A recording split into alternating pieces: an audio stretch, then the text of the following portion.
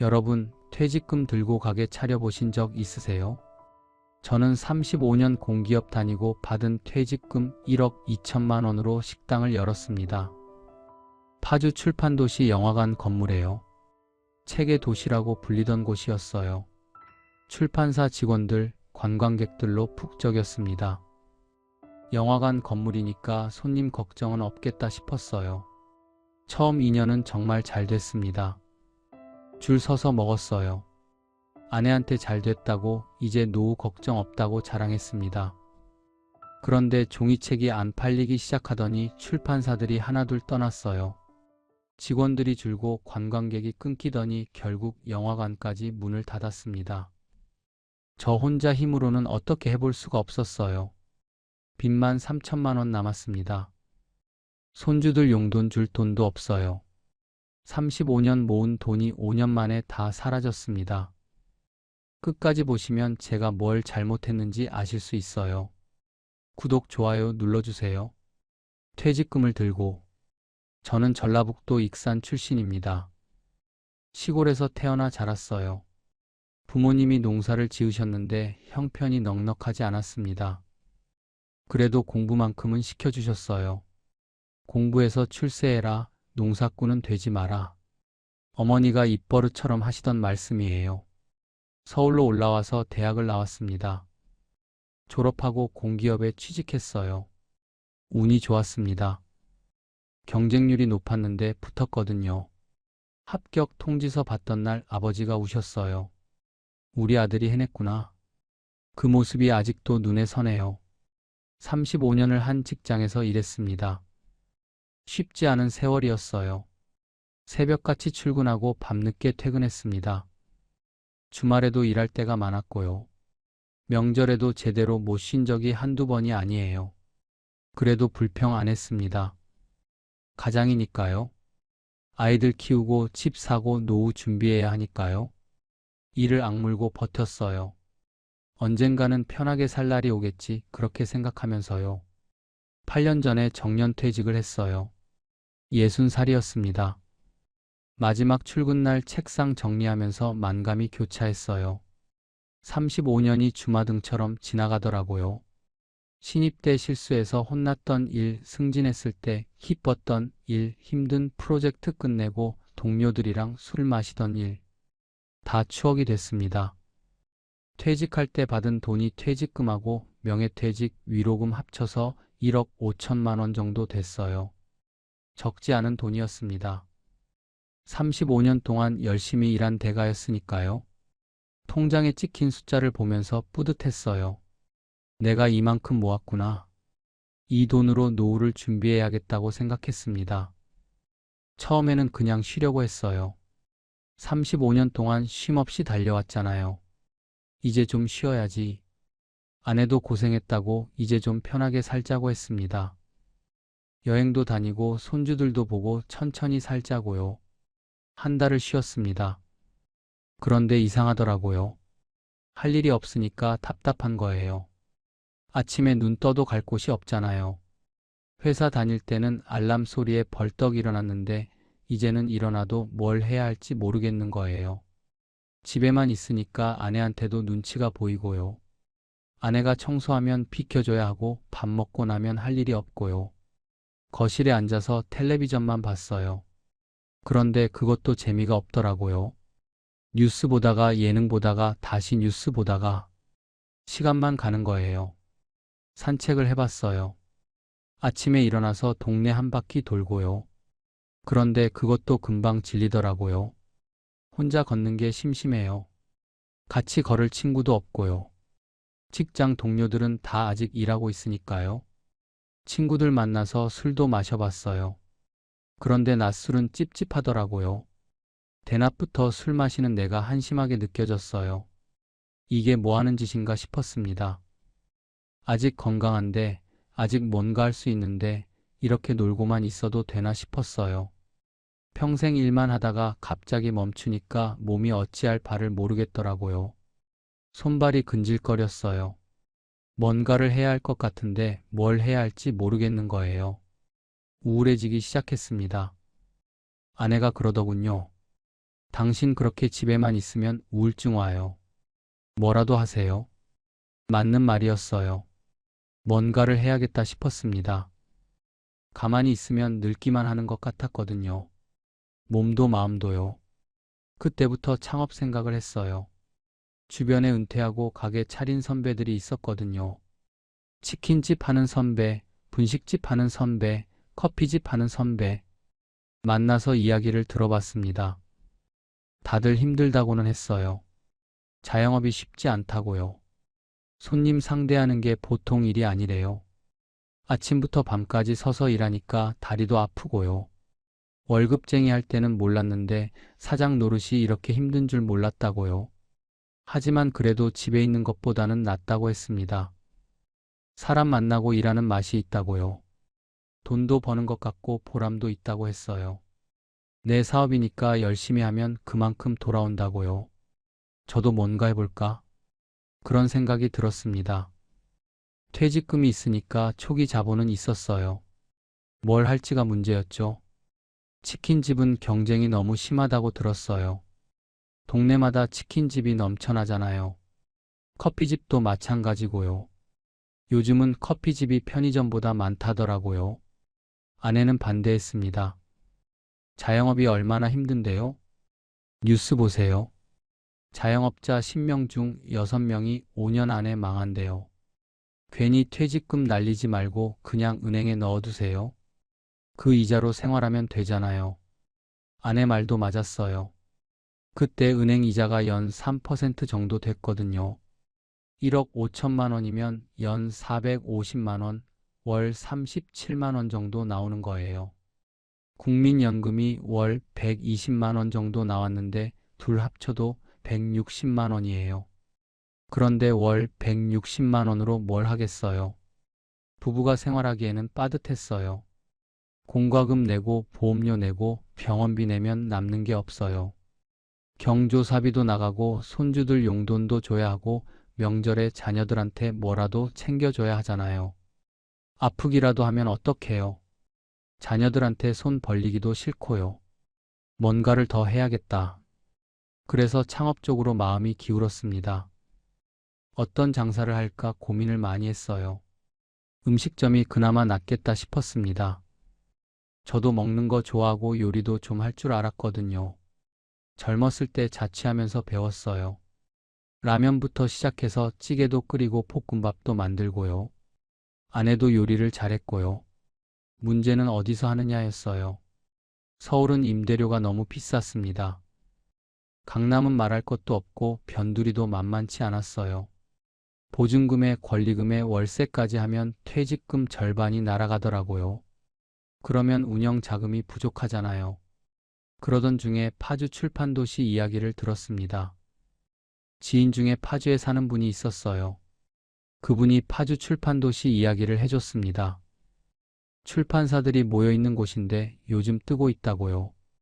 관광객도 많이 오고 분위기도 좋다고 했어요. 책의 도시라고 불린대요. 제가 원래 책을 좋아했어요. 젊었을 때 월급 타면 서점부터 갔습니다. 집에 책꽂이가 4개나 있었어요. 책 읽는 게 낙이었거든요. 은퇴하고 나서도 도서관에 자주 갔습니다. 책의 도시라니 귀가 솔깃했어요. 한번 가보자 싶었어요. 아내하고 같이 차 끌고 갔습니다. 책의 도시에 반하다. 파주 출판도시는 서울에서 1시간 정도 걸리는 곳이었어요. 자유로 타고 쭉 가면 나왔습니다. 한강 따라서 드라이브하는 기분이었어요. 날씨도 좋았고 경치도 괜찮았습니다. 38선 접경 지역이라고 들었는데 막상 가보니까 그런 느낌은 별로 없었어요. 군인들이 보이거나 철조망이 눈에 띄거나 그러지는 않았어요. 그냥 한적한 교회 같았습니다. 도착하고 나서 첫인상이 좋았습니다. 건물들이 예쁘게 지어져 있었어요. 출판사 건물들이 저마다 개성이 있더라고요. 어떤 건물은 책을 쌓아놓은 모양이었고 어떤 건물은 펼쳐진 책 모양이었어요. 건축에 신경을 많이 쓴 티가 났습니다. 곳곳에 조형물도 있었어요. 책 모양 조형물, 연필 모양 조형물. 사진 찍기 좋게 해놨더라고요. 젊은 사람들이 사진 찍고 있었습니다. 거리도 깨끗했어요. 도시 전체가 잘 정돈된 느낌이었습니다. 서울 번화가처럼 복잡하지도 않고 시골처럼 허름하지도 않았어요. 딱 적당했습니다. 걷기도 좋고 구경하기도 좋았어요. 사람들도 많았어요. 주말이어서 그런지 가족 단위 관광객들이 북적였습니다. 아이들 손잡고 온 부모들이 많았어요. 유모차 끌고 온 젊은 부부도 보였고요. 젊은 연인들도 많았습니다. 손잡고 카페 들어가고 서점 구경하고요.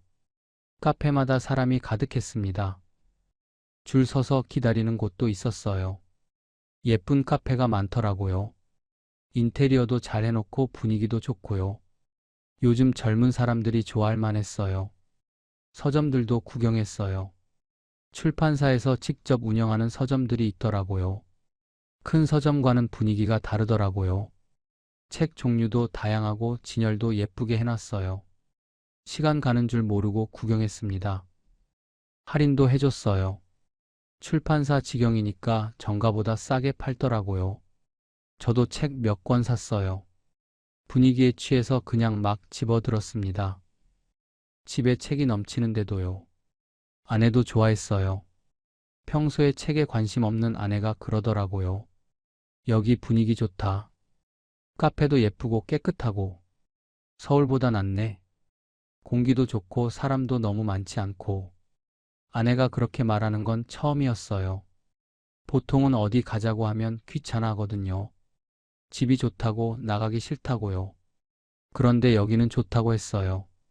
또 오고 싶다고요. 점심을 먹으려고 식당을 찾았어요. 여기저기 둘러봤는데 다 사람이 많더라고요. 대기가 있는 곳도 있었어요. 결국 한 식당에 들어가서 30분을 기다렸습니다. 기다리면서 생각했어요. 여기서 장사하면 되겠다. 이렇게 사람이 많은데 장사가 안 될 리 없잖아요. 게다가 문화적인 분위기까지 있으니까요. 책 좋아하는 저한테 딱 맞는 것 같았어요. 밥을 먹으면서 아내한테 말했어요. 여기서 식당 한번 해볼까? 아내가 뜨끔한 표정을 지었어요. 갑자기 무슨 소리야? 그냥 놀러 온 건데? 진지하게 말했습니다. 나 창업 생각 있어. 여기가 좋아 보여. 사람도 많고 분위기도 좋고. 아내가 밥 먹다 말고 저를 쳐다봤어요. 아내는 여전히 반대했어요. 서울에서 너무 멀잖아요. 매일 출퇴근하기 힘들어요. 그리고 여기가 진짜 오래 갈지 어떻게 알아요? 한때 반짝할 수도 있잖아요. 맞는 말이었어요. 서울에서 1시간 거리니까 매일 왔다 갔다 하면 2시간이에요. 쉽지 않죠. 그리고 지금 잘 된다고 계속 잘 되라는 법도 없고요. 그런데 저는 이미 마음이 기울어져 있었습니다. 여기서 하고 싶다. 책의 도시에서 식당을 하고 싶다. 그런 생각이 강하게 들었어요. 그날 이후로 파주 출판 도시에 여러 번 갔어요. 평일에도 가보고 주말에도 가보고요. 아침에도 가보고 저녁에도 가봤습니다.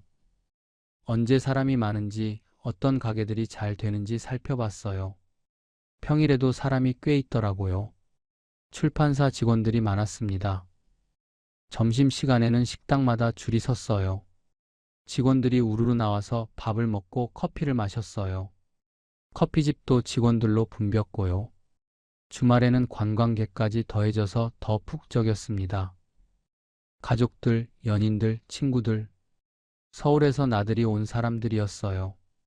책도 사고 밥도 먹고 카페에서 시간도 보내고요. 특히 눈에 들어온 게 영화관 건물이었어요. 메가박스가 있는 건물이었습니다. 큰 건물이었어요. 영화관이 2층부터 위에 있고 1층에 상가들이 있더라고요. 식당, 카페, 편의점 같은 가게들이요. 영화관 건물이면 좋겠다 싶었어요. 영화 보러 오는 사람들이 밥도 먹고 가잖아요. 영화 시작 전에 먹거나 끝나고 먹거나요. 팝콘만 먹고 영화 보기는 좀 그렇잖아요. 제대로 된 밥을 먹고 싶을 때가 있어요. 영화 끝나고 커피도 마시고요. 영화 본 소감 나누면서요. 그러니까 영화관이 있으면 사람이 꾸준히 온다는 뜻이에요. 안정적인 수요가 있는 거죠. 마침 그 건물에 빈자리가 있었습니다. 20평 정도 되는 공간이었어요. 전에 분식집을 했던 자리래요. 권리금 3천만 원에 보증금 3천만 원, 월세 200만 원이라고 했습니다. 서울에 비하면 저렴했어요. 서울 같으면 이 정도 자리에 권리금만 억 단위거든요. 보증금도 훨씬 비싸고요. 여기는 그래도 감당할 만했습니다. 부동산 사장님이 설명해 줬어요. 여기 자리 좋아요. 영화관 바로 옆이에요. 영화 보러 온 사람들이 자연스럽게 들르게 돼 있어요. 전에 분식집도 잘 됐는데 사장님이 개인 사정으로 나간 거예요. 솔깃했습니다. 여기다 싶었어요. 아내한테 다시 말했어요. 여기서 하자. 영화관 건물이야. 영화관이 있으니까 사람은 계속 올 거야. 출판사 직원들도 있고 관광객도 있고 안정적이야. 아내는 한숨을 쉬었어요. 당신 진심이야? 진심이었습니다. 아내를 설득하는데 한 달이 걸렸어요. 매일 이야기했습니다. 여기 좋은 점, 장사 계획, 예상 수익 같은 거요. 자료도 만들어서 보여줬어요. 아내가 결국 항복했습니다. 대신 조건이 있었어요. 3년 해보고 안 되면 접는다. 퇴직금 전부 다 넣지 말고 반만 넣는다. 그렇게 하기로 했습니다. 줄 서서 먹던 시절 계약을 했습니다. 권리금 3천만 원, 보증금 3천만 원을 냈어요. 부동산에서 계약서 쓰는데 손이 떨리더라고요. 이제 진짜 시작이구나. 긴장도 되고 설레기도 하고요. 인테리어를 시작했어요. 전에 있던 분식집 시설을 다 빼고 새로 했습니다. 3천만 원이 들었어요. 주방 설비부터 바꿨어요. 가스레인지, 냉장고, 싱크대 다 새 거로요. 테이블하고 의자도 새로 샀습니다. 15자리 정도 나왔어요. 간판도 새로 달았어요. 식당 이름을 뭘로 할까 고민을 많이 했습니다. 책의 도시에 어울리는 이름이 좋겠다 싶었어요. 이것저것 생각하다가 책마루로 정했습니다. 책과 마루. 책이 있는 따뜻한 공간이라는 뜻이에요. 인테리어도 책과 관련되게 했어요. 벽에 책꽂이를 만들어서 책을 꽂아뒀습니다. 제가 읽던 책들이요. 소설, 에세이, 역사책. 손님들이 밥 먹으면서 책도 볼 수 있게 했어요. 마음에 드는 책은 빌려갈 수도 있게 했고요. 조명도 따뜻한 느낌으로 했습니다. 너무 밝지 않게요. 아늑한 분위기를 내고 싶었어요. 식탁보도 베이지색으로 했고요. 벽에는 책 관련 그림도 걸었습니다. 메뉴는 한식 백반으로 정했어요. 출판사 직원들이 매일 먹을 수 있는 밥이 좋겠다 싶었거든요. 점심마다 뭘 먹을까 고민하잖아요. 그럴 때 그냥 편하게 올 수 있는 백반집이요. 된장찌개 백반, 김치찌개 백반, 제육볶음 백반. 기본적인 메뉴로 시작했어요. 반찬은 제가 직접 만들었습니다. 김치도 담그고 나물도 무치고요. 어머니한테 배운 솜씨예요. 가격은 7,000원으로 정했어요. 주변 식당들 가격을 봤는데 비슷했거든요. 너무 싸도 안 되고 너무 비싸도 안 되고요. 적당한 선에서요. 식재료 초기 구입비하고 이것저것 합치니까 1,000만 원이 더 들었어요. 총 1억 원이 들어갔습니다. 퇴직금 1억 5천만 원 중에 1억 원을 쏟아부은 거예요. 5천만 원은 비상금으로 남겨뒀습니다. 오픈 날짜를 잡았어요. 2017년 3월이었습니다. 봄이니까 새 출발하기 좋은 계절이라고 생각했어요. 날씨도 좋아지는 때고요. 오픈 준비를 하면서 설렜습니다. 드디어 내 가게가 생기는구나. 35년 월급쟁이로 살다가 이제 사장이 되는구나. 간판에 내 이름이 올라가는 거잖아요. 남의 밑에서 일하는 게 아니라 내가 주인인 거예요. 힘들어도 내 사업이잖아요. 열심히 하면 되겠지 싶었어요. 내가 노력한 만큼 돌아오는 거니까요. 월급은 정해져 있지만 사업은 하기 나름이잖아요. 오픈 첫날을 잊을 수가 없어요. 아침 일찍 가서 준비를 했습니다. 아내하고 둘이서요. 새벽 5시에 일어났어요. 밥을 하고 반찬을 준비하고 국을 끓이고요. 손이 떨리더라고요. 손님이 올까? 안 오면 어떡하지? 걱정이 됐거든요. 아내도 긴장한 표정이었어요. 둘 다 말이 없었습니다. 각자 맡은 일만 했어요. 11시에 문을 열었어요. 드디어 오픈이다. 간판에 불을 켜고 문을 활짝 열었습니다. 처음 30분은 아무도 안 왔어요. 괜히 시계만 쳐다봤습니다. 11시 10분, 11시 20분, 11시 30분. 시간이 안 가더라고요. 아내도 불안한 표정이었고요. 그런데 12시가 되니까 사람들이 들어오기 시작했어요. 점심시간이 된 거죠. 출판사 직원들이었습니다. 새로 생긴 집이네요 하면서 들어왔어요. 첫 손님이 자리에 앉았을 때 얼마나 떨리던지요. 주문받는 손이 떨렸어요. 백반 하나요? 네, 잠시만요.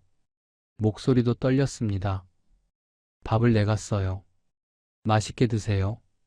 손님이 밥을 먹는 걸 지켜봤습니다. 맛있게 먹을까? 맛없다고 하면 어떡하지? 조마조마했어요. 손님이 밥을 다 먹고 일어났습니다. 계산하면서 그러더라고요. 맛있었어요. 또 올게요. 그 말 한마디에 얼마나 힘이 났는지 몰라요. 진짜요? 감사합니다. 또 오세요.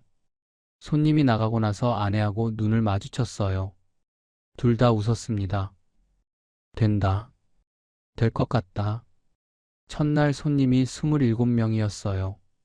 기대보다 많았습니다.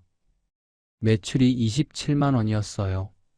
재료비하고 이것저것 빼면 남는 건 얼마 안 됐지만 첫날 치고는 괜찮다고 생각했어요. 입소문이 나기 시작했습니다. 새로 생긴 백반집이 맛있다고요.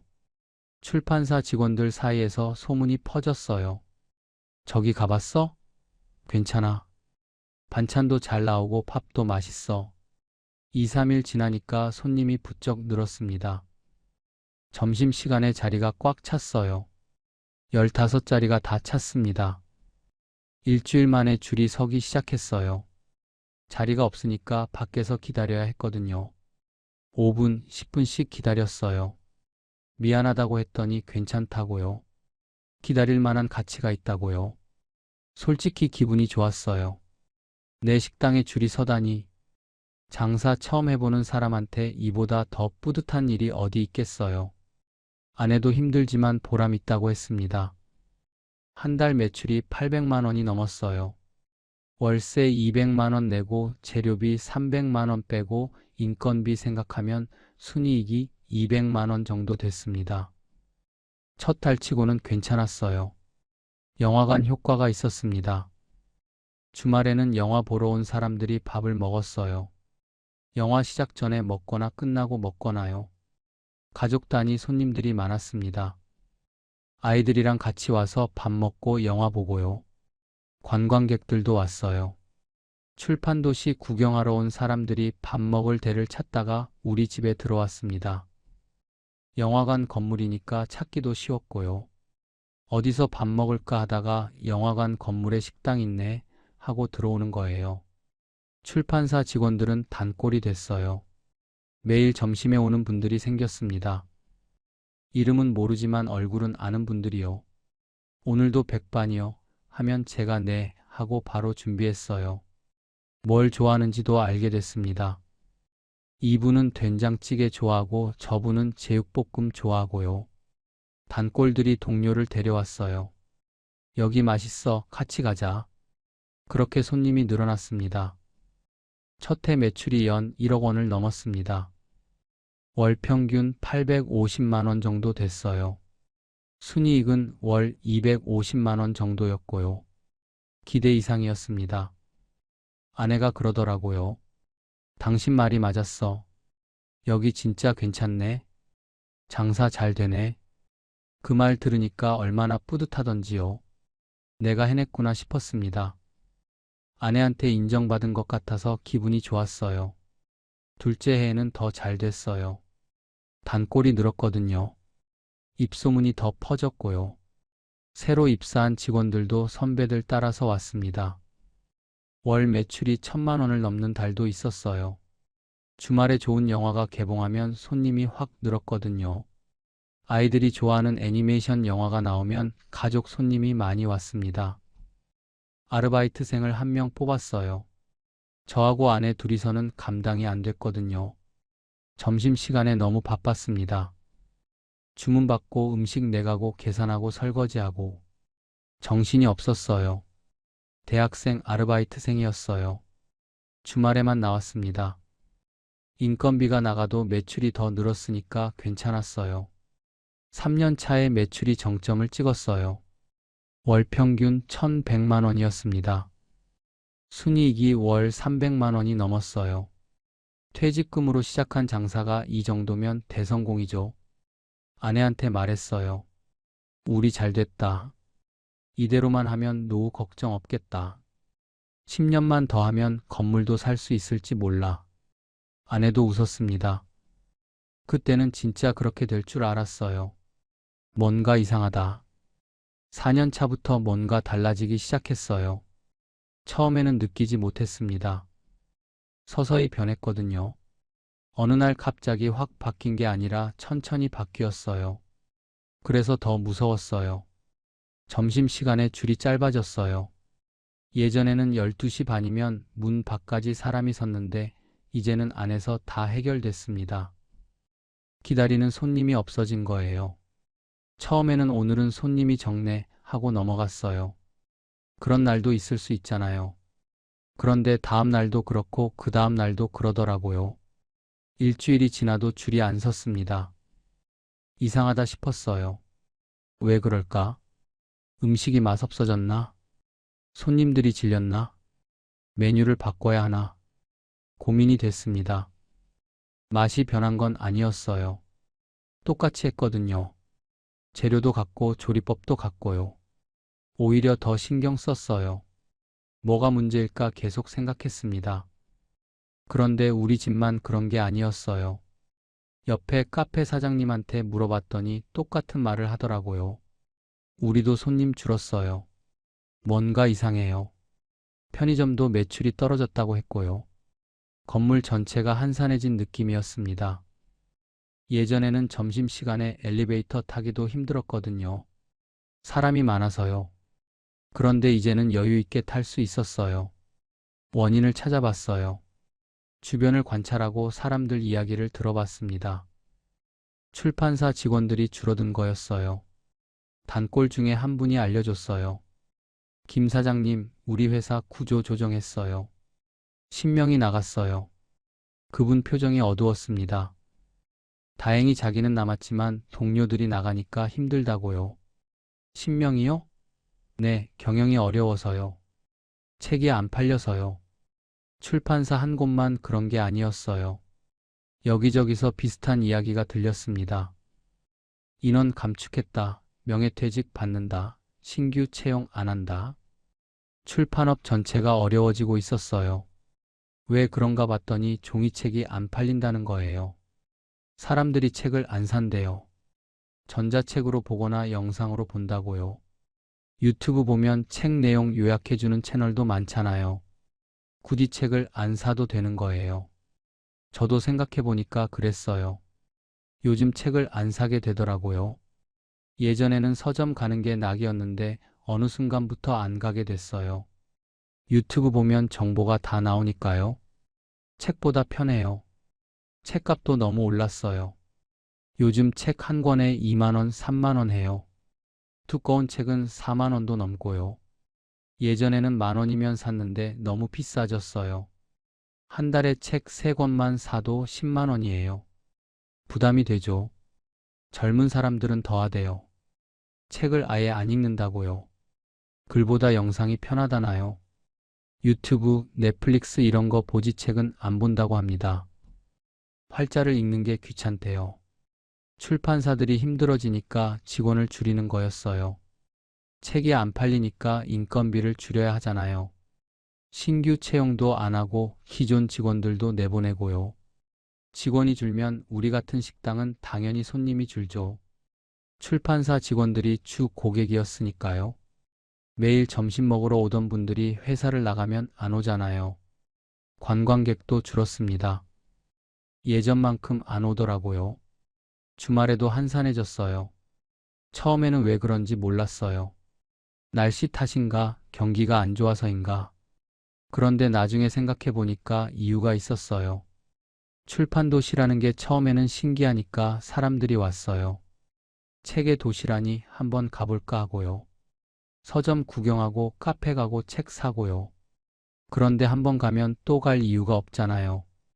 책 구경은 서울 서점에서도 할 수 있으니까요. 교보문고 가면 되잖아요. 굳이 1시간 운전해서 파주까지 올 필요가 없어요.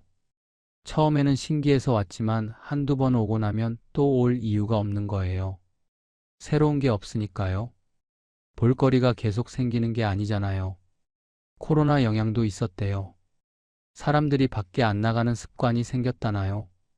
집에서 넷플릭스 보고 배달 음식 시켜 먹고요. 굳이 먼 데까지 나가지 않는 거예요. 매출이 서서히 떨어졌습니다. 월 1,100만 원이던 게 1,000만 원이 됐어요. 그 다음 달에는 900만 원이 됐고요. 반년 만에 700만 원까지 떨어졌습니다. 순이익이 월 150만 원밖에 안 됐어요. 이 돈으로는 생활하기 빠듯했습니다. 아르바이트생 인건비 주기도 힘들었어요. 결국 아르바이트생을 내보냈어요. 미안하다고 했더니 괜찮다고요. 다른 데 알아볼게요. 그 학생 보내면서 마음이 안 좋았어요. 내가 장사를 못해서 이렇게 된 것 같아서요. 다시 저하고 아내 둘이서 했습니다. 예전으로 돌아간 거예요. 아침부터 밤까지 둘이서 돌렸어요. 임대료가 문제였어요. 월세 200만 원은 그대로거든요. 매출이 떨어져도 월세는 안 깎아줘요. 건물주한테 사정 이야기해봤어요. 요즘 장사가 안 돼요. 월세 좀 깎아주시면 안 될까요? 건물주가 난색을 표했어요. 나도 어려워요. 대출이자 내야 하고 관리비 내야 하고요. 깎아드리고 싶어도 어려워요. 결국 안 된다고 하더라고요. 다른 가게들도 마찬가지였습니다. 다들 힘들다고 했어요. 매출은 떨어지는데 월세는 그대로니까요. 하나둘씩 문을 닫기 시작했습니다. 먼저 분식집이 나갔어요. 우리보다 늦게 들어온 집이었는데 1년도 안 돼서 문 닫았습니다. 사장님이 그러더라고요. 못 버티겠어요. 이러다간 빚만 늘어요. 그 다음에 작은 카페가 나갔어요.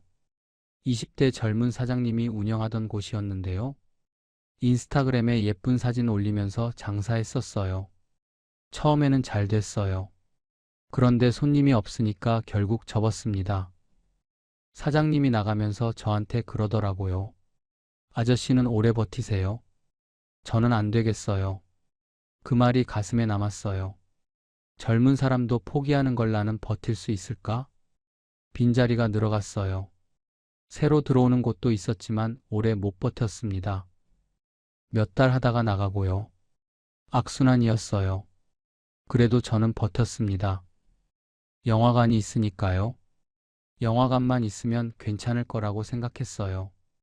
영화 보러 오는 사람들은 여전히 있으니까요. 그런데 영화관도 손님이 줄고 있다는 걸 나중에 알았습니다. 영화관이 떠난 날, 그날을 잊을 수가 없어요. 재작년 여름이었습니다. 유난히 더운 날이었어요. 출근해서 준비를 하고 있는데 건물 관리인이 왔어요. 평소에 잘 안 오시는 분인데 갑자기 오셨더라고요. 표정이 좋지 않았습니다. 사장님, 드릴 말씀이 있어요. 무슨 일이세요? 관리인이 잠시 머뭇거렸어요. 말하기 어려운 것 같았습니다. 메가박스가 나간대요. 처음에는 무슨 소린가 싶었어요. 뭐라고요? 영화관이 나간다고요? 관리인이 설명해 줬어요. 8월 말로 영업 종료한대요. 철수한다고요. 본사에서 결정 났대요. 머리가 멍해졌습니다. 다리에 힘이 풀리는 것 같았어요. 의자에 주저앉았습니다. 영화관이 없어지면 우리는 어떻게 돼요? 영화관이 있으니까 여기서 장사하는 건데요. 관리인도 난감한 표정이었어요. 저도 어제 들었어요. 갑자기 통보받았어요. 건물주도 당황했대요. 사실 조짐은 있었어요. 영화관 손님이 계속 줄고 있었거든요. 예전에는 주말에 표 구하기 힘들다고 했는데 요즘은 빈자리가 많다고 들었어요. 영화관 앞을 지나가면 한산하더라고요. 예전에는 사람들이 북적였는데 요즘은 썰렁했어요. 상영 시간표 앞에 서 있는 사람도 별로 없었고요. 코로나 때 사람들이 영화관 안 가는 습관이 생겼대요. 집에서 넷플릭스 보는 게 편하다나요? 거실에서 누워서 보면 되잖아요. 영화관까지 가서 표 사고 팝콘 사고 그럴 필요가 없어요. 영화표 값도 비싸졌고요.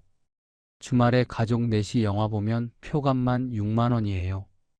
팝콘이랑 음료까지 사면 10만 원이에요. 부담이 되죠.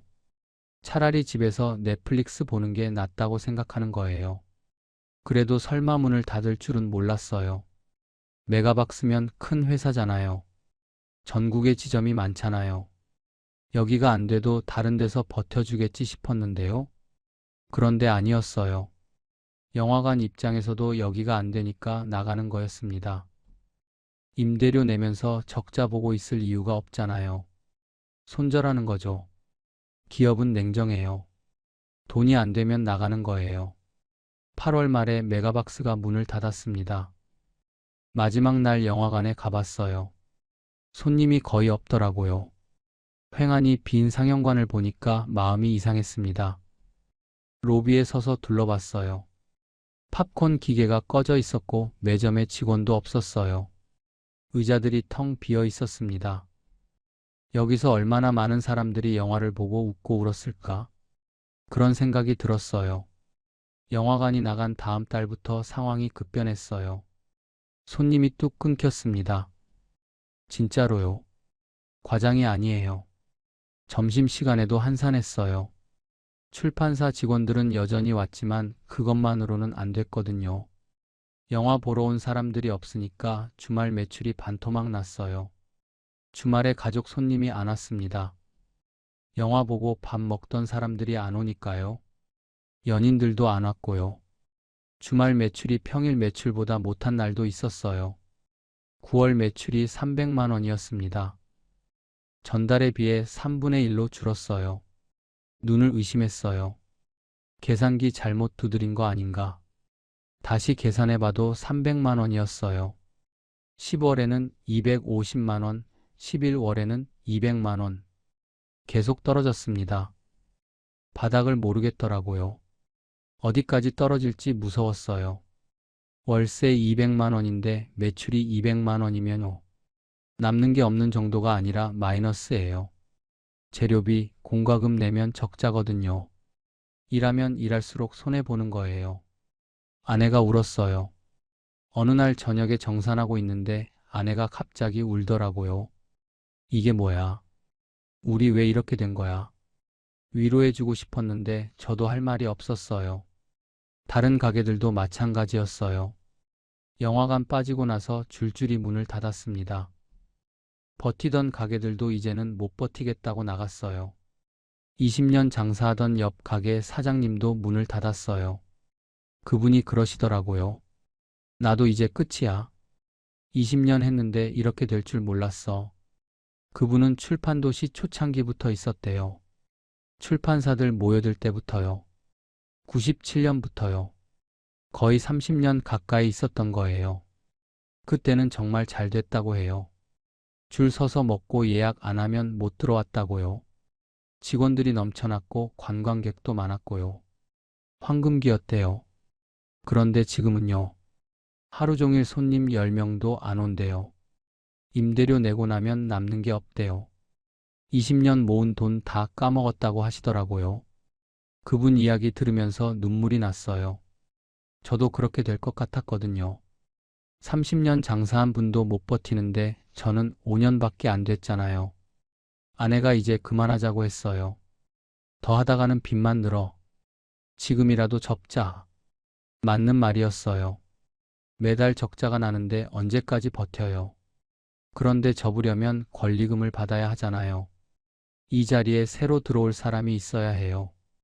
그런데 누가 들어오겠어요? 영화관도 없는 상가예요.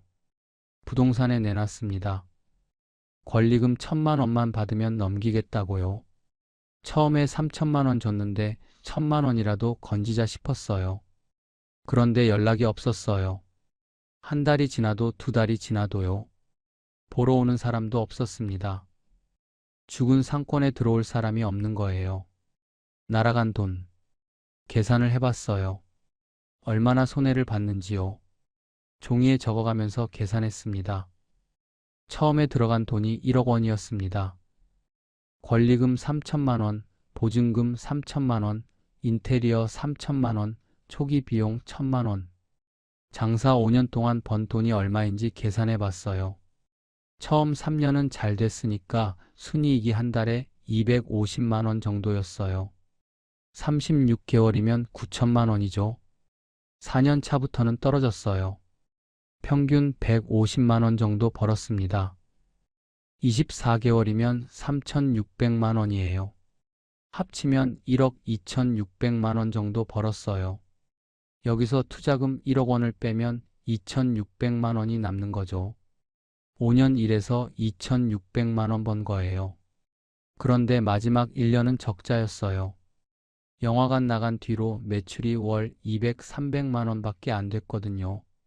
월세 200만 원에 재료비 공과금 내면 한 달에 100만 원씩 손해였습니다.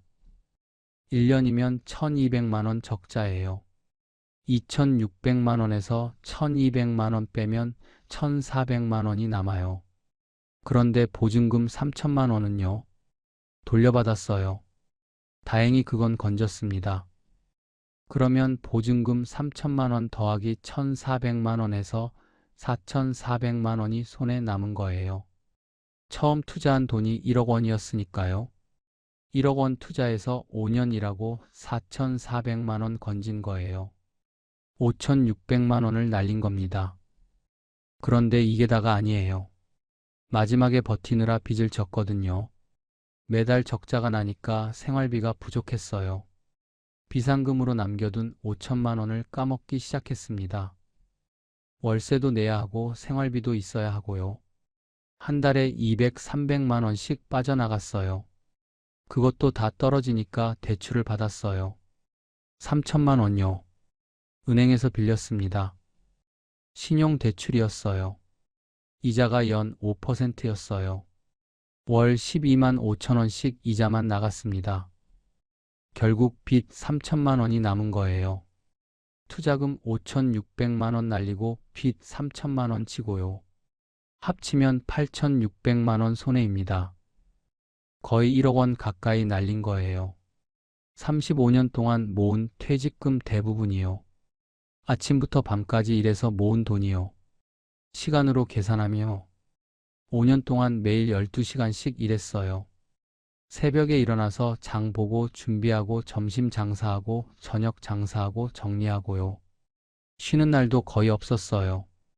1년에 365일 곱하기 12시간이면 4,380시간이에요.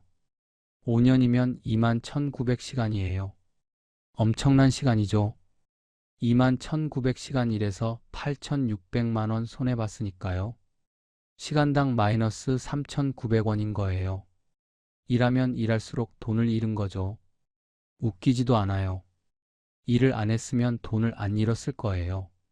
집에서 가만히 있었으면 만약 퇴직금 1억 5천만 원을 은행에 그냥 넣어뒀으면 연 3% 이자면 5년 동안 2,250만 원을 벌었을 거예요. 원금 1억 5천만 원의 이자 2,250만 원에서 1억 7,250만 원이 됐겠죠. 지금 제 손에 있는 돈이 4,400만 원이에요. 거기서 빚 3천만 원 갚으면 1,400만 원이 남아요. 1억 7,250만 원이 될 수 있었던 돈이 1,400만 원이 된 거예요. 그 차이가 1억 5,850만 원입니다. 5년 동안 매일 12시간씩 일해서 1억 5천만 원 넘게 손해본 거예요. 가만히 있었으면 돈이 불었을 텐데요. 열심히 일해서 돈을 잃은 거예요. 이게 자영업의 현실이에요. 열심히 한다고 되는 게 아니에요. 잘못된 선택을 하면 열심히 할수록 더 잃는 거예요. 아내한테 정말 면목이 없었어요. 아내가 반대했잖아요. 그냥 은행에 넣어두라고요. 내가 우겼어요. 영화관이 있으니까 괜찮다고요. 결과가 이거예요. 어느 날 아내가 그러더라고요. 당신 탓 안 해. 같이 결정한 거야. 나도 마지막에는 동의했잖아. 그 말에 더 미안했어요. 아내가 원망하면 차라리 나을 것 같은데 이해해주니까 더 죄스러웠어요. 손주들 얼굴 보기가 부끄러웠어요. 손주들 용돈 줄 돈도 없어요. 예전에는 만나면 10,000원씩 줬는데 이제는 못 줘요. 손주가 할아버지 하고 달려오면 주머니가 텅 빈 게 느껴져요. 명절에 세뱃돈도 제대로 못 줬어요. 다른 할아버지 할머니들은 10만 원씩 주는데 저는 5만 원도 힘들었어요. 손주들이 실망한 표정을 감추려고 하는 게 보였어요. 가슴이 아팠습니다. 35년 동안 열심히 일했습니다. 새벽같이 출근하고 밤늦게 퇴근하고요. 주말에도 일하고 명절에도 일하고요. 그렇게 모은 돈이었어요. 노후 자금이었어요. 그 돈이 5년 만에 다 사라졌어요.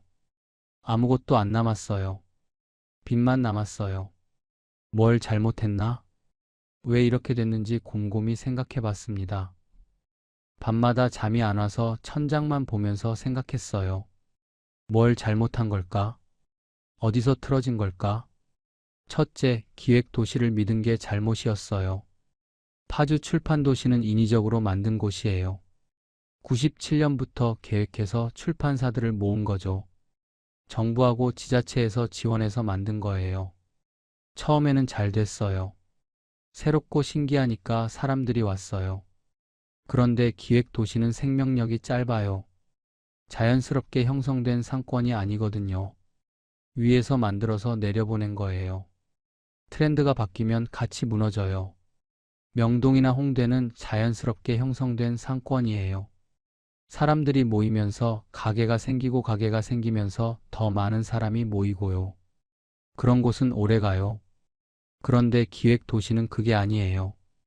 일단 만들어 놓고 사람들 오라고 하는 거예요. 오라고 해서 처음에는 오지만 계속 올 이유가 없으면 안 와요. 출판 전문 도시라는 기획 자체가 너무 좁았어요. 종이책이 안 팔리면 끝이잖아요. 다른 산업이 없으니까요. 출판업 하나에 목숨을 건 도시예요. 둘째, 영화관을 과신한 게 잘못이었어요. 영화관이 있으니까 절대 안 망한다고 믿었어요. 영화 보러 오는 사람들이 있으니까 괜찮을 거라고요. 영화관은 사람을 끌어오는 시설이니까요. 그런데 영화관도 장사가 안 되면 나가요. 영화관이 영원히 있을 거라는 보장이 없었어요. 코로나 이후로 영화관 산업 자체가 어려워졌잖아요. 넷플릭스 때문에요. 영화관 하나에 운명을 건 게 문제였어요. 영화관이 나가면 상권 전체가 무너지는 구조였거든요. 영화관에 기대서 장사한 거예요. 영화관이 버텨주니까 저도 버틴 거예요. 그런데 영화관이 나가니까 저도 같이 무너진 거예요. 셋째, 트렌드 변화를 읽지 못한 게 잘못이었어요. 종이책 시대가 끝나고 있었어요. 영상의 시대가 온 거죠. 사람들이 유튜브 보고 넷플릭스 보지 책은 안 읽어요. 저도 그러잖아요. 책 좋아한다고 하면서 요즘은 유튜브를 더 많이 봐요. 책 한 권에 2, 3만 원 하는데 유튜브는 공짜잖아요. 누가 책을 사겠어요? 출판업이 망하는 건 당연한 거였어요. 시대가 바뀐 거예요. 그걸 몰랐어요. 책 좋아하는 제 기준으로 생각했거든요. 나는 책이 좋으니까 다른 사람들도 그럴 거라고요. 세상이 바뀌고 있다는 걸 못 봤어요. 넷째, 접근성을 무시한 게 잘못이었어요. 파주가 서울에서 은근히 멀어요. 1시간 넘게 걸려요. 처음에는 괜찮았어요. 신기하니까 사람들이 왔거든요. 출판도시라니 한번 가볼까 하고요. 그런데 한두 번 오면 또 올 이유가 없잖아요. 서울에서 뭐든 다 되는데 굳이 파주까지 갈 필요가 없어요. 서점도 있고 카페도 있고 영화관도 있고요. 서울 근교라고 생각했는데 그게 아니었어요. 근교도 멀면 안 가요. 특별한 이유가 없으면요. 매번 새로운 게 있어야 하는데 그게 없었어요. 다섯째, 임대료를 감당 못한 게 잘못이었어요. 매출이 줄어도 임대료는 그대로예요. 처음에 계약할 때 월세가 200만 원이었거든요. 잘 될 때는 괜찮았어요. 1000만 원 벌면서 200만 원 내는 거니까요. 그런데 매출이 300만 원으로 떨어져도 월세는 200만 원이에요. 건물주한테 깎아달라고 해봤는데 안 된다고 하더라고요. 나도 어렵다고요. 고정비가 높으면 버티기 힘들어요. 매출이 떨어지는 건 어쩔 수 없지만 고정비는 그대로 나가니까요. 매출의 절반 이상이 월세로 나가면 남는 게 없어요. 여섯째, 출구 전략이 없었던 게 잘못이었어요. 들어갈 때는 생각 많이 했어요. 어디서 할지, 뭘 팔지, 얼마 투자할지요. 사업 계획서도 만들었어요. 그런데 나올 때를 생각 안 했어요. 안 되면 어떻게 접을지, 언제 포기할지, 손절 기준이 뭔지, 이런 걸 안 정해놨어요. 그래서 계속 버텼어요. 조금만 더 하면 나아지겠지 하면서요. 버티다가 더 큰 손해를 봤어요. 일곱째, 감정에 휘둘린 게 잘못이었어요. 책을 좋아하니까 책의 도시가 좋아 보였어요. 문화적인 분위기가 좋았어요. 감정적으로 끌렸던 거예요. 여기서 장사하면 뿌듯하겠다, 보람 있겠다, 그런 생각이었어요. 장사는 냉정하게 해야 해요. 숫자를 봐야 해요. 이 지역 인구가 얼마인지, 유동 인구가 얼마인지, 경쟁 업체가 몇 개인지, 그런 걸 봐야 하는데 저는 분위기만 봤어요. 여덟째, 혼자 결정한 게 잘못이었어요. 아내가 반대했어요. 그냥 은행에 넣어두라고요. 서울에서 멀다고요. 그런데 제가 우겼어요. 내가 알아서 한다고요. 내 퇴직금이니까 내가 결정한다고요. 다른 사람 조언도 안 들었어요. 창업 컨설팅 같은 것도 안 받았어요. 내가 잘 알 것 같았거든요. 35년 직장 생활했으니까 세상 물정 안다고 생각했어요. 오만이었어요. 결국 다 제 잘못이에요. 누구를 탓할 수도 없어요. 영화관 탓, 출판업 탓, 경기 탓할 수 있지만 결국 거기서 장사하기로 한 건 저예요. 제가 선택한 거니까요. 이것만은 피하세요. 제가 겪은 일이 헛되지 않으려면 여러분한테 도움이 돼야 해요. 제가 배운 교훈을 말씀드릴게요. 피처럼 뼈저리게 배운 것들이에요. 하나, 기획 도시 조심하세요. 인위적으로 만든 상권은 생명력이 짧아요. 테마파크 근처, 관광단지, 특화거리, 신도시 상가 이런 곳이요. 처음에는 좋아 보여도 오래 못 가는 경우가 많아요. 왜냐면 자연스럽게 형성된 게 아니거든요. 위에서 기획해서 만든 거예요. 그 기획이 틀리면 다 같이 망하는 거예요. 출판 도시도 그랬어요. 출판업이 망하니까 도시 전체가 망한 거예요. 둘, 한 가지에 의존하면 안 돼요. 영화관만 믿고 들어갔다가 영화관이 나가니까 같이 망했어요. 대형 시설 하나에 운명을 걸면 위험해요. 그 시설이 나가면 끝이거든요. 백화점 옆, 대형마트 옆, 영화관 옆. 이런데 좋아 보이죠? 사람이 많이 오니까요. 그런데 그 시설이 문 닫으면요? 같이 망하는 거예요. 셋, 트렌드를 봐야 해요. 종이책이 안 팔리는 시대의 출판 도시에서 장사하면 안 됐어요. 세상이 어디로 가는지 봐야 해요. 지는 산업에 올라타면 같이 지는 거예요. 지금 뜨는 산업이 뭔지, 앞으로 어떻게 될지 생각해야 해요. 5년 후, 10년 후에도 이 산업이 괜찮을지요. 넷, 접근성이 중요해요. 서울에서 멀면 사람이 안 와요. 아무리 좋아도 멀면 한두 번 오고 끝이에요. 가까운 곳을 고르세요. 사람들이 쉽게 올 수 있는 곳이요. 대중교통으로 오기 쉬운지, 주차는 편한지, 이런 것도 봐야 해요. 다섯, 임대료 계산 잘하세요. 매출 대비 임대료 비율이 높으면 위험해요. 매출이 떨어져도 임대료는 그대로거든요. 고정비가 낮아야 버틸 수 있어요. 보통 임대료가 매출의 10%를 넘으면 위험하다고 해요. 20% 넘으면 거의 망한다고요. 저는 나중에 50%가 넘었어요. 그러면 답이 없어요. 6. 출구 전략을 세우세요. 들어가기 전에 나올 때를 생각하세요. 언제 접을지, 손절 기준이 뭔지 미리 정해두세요. 매출이 얼마 이하로 떨어지면 접는다. 얼마 이상 손해보면 그만둔다. 이렇게요. 그래야 더 큰 손해를 막을 수 있어요. 미련 버리고 나와야 할 때 나올 수 있어요. 7. 감정으로 결정하지 마세요. 좋아 보인다고, 분위기가 좋다고 들어가면 안 돼요. 숫자를 봐야 해요. 객관적인 데이터로 판단하세요.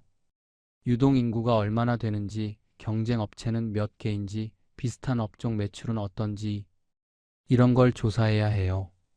발품 팔아서요. 8. 주변 말을 들으세요. 아내가 반대했는데 제가 우겼어요. 결과가 이거예요. 혼자 결정하지 말고 가족이랑 상의하세요. 전문가 조언도 들으세요. 창업 컨설팅도 받아보세요. 돈이 좀 들어도 그게 나아요. 잘못된 선택으로 억 단위 날리는 것보다요. 자녀분이 창업한다고 하면 이렇게 말씀해 주세요. 첫째, 유행 타는 곳 가지 마라. 테마파크 근처, 신도시, 기획, 상권 조심해라. 처음 좋아 보여도 오래 못 간다. 둘째, 대형 시설 옆이라고 안심하지 마라. 그 시설 나가면 너도 망한다. 영화관, 백화점, 대형마트 다 마찬가지다. 셋째, 서울에서 멀면 다시 생각해라. 접근성 나쁘면 오래 못 간다. 사람들 안 와. 넷째, 임대료 20% 넘으면 하지 마라.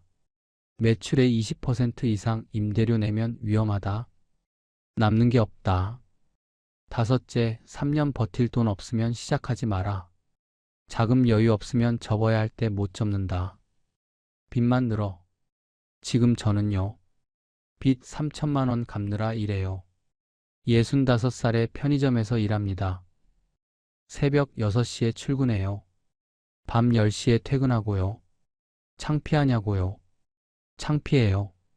35년 공기업 다니다가 퇴직금 날리고 편의점에서 일하는 거잖아요. 예전 동료들한테 말도 못해요. 뭐 하고 지내냐고 물으면 얼버무려요. 그래도 빚은 갚아야죠. 죽을 때까지 빚쟁이로 살 수는 없잖아요. 건강할 때 일해서 갚으려고요. 월 100만 원씩 갚으면 3년이면 갚아요. 그때까지는 일해야죠. 손주들 볼 때 미안해요. 용돈도 못 주고 선물도 못 사주고요. 할아버지가 이래서 되겠냐 싶어요. 다른 할아버지들은 손주들 데리고 놀러가고 맛있는 것도 사주는데 저는 그러지 못해요. 아내한테는 더 미안해요. 아내 말 들었으면 이렇게 안 됐을 텐데요. 늙어서 고생시켜요. 아내도 같이 일해요. 식당에서 설거지해요. 60이 넘은 나이예요. 젊었을 때는 이렇게 될 줄 몰랐어요. 열심히 일하면 노후가 편할 줄 알았어요. 그런데 한번 잘못된 선택으로 다 무너졌어요. 그래도 살아야죠. 건강할 때 일해서 빚 갚고요. 손주들한테 부끄럽지 않은 할아버지 되려고요. 다시 일어서려고요. 여러분은 저처럼 되지 마세요. 퇴직금 들고 창업하실 거면 1000번, 10,000번 생각하세요. 잘못되면 노후가 없어요. 젊을 때는 다시 시작할 수 있지만 나이 들면 못해요. 체력도 없고 기회도 없어요. 가게 차리고 싶으시면 꼭 조사하세요. 발품 파세요. 전문가한테 물어보세요. 가족이랑 상의하세요. 절대 혼자 결정하지 마세요. 오늘 영상 도움이 되셨다면 구독, 좋아요 눌러주세요. 댓글로 여러분 경험도 들려주세요. 창업해서 실패한 경험, 성공한 경험 다 괜찮아요. 서로 나누면 도움이 되니까요. 혹시 비슷한 경험 있으신 분 계세요?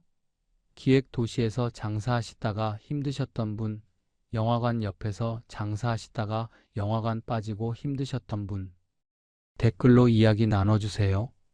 저는 다음 영상으로 찾아뵙겠습니다. 긴 영상 봐주셔서 감사합니다.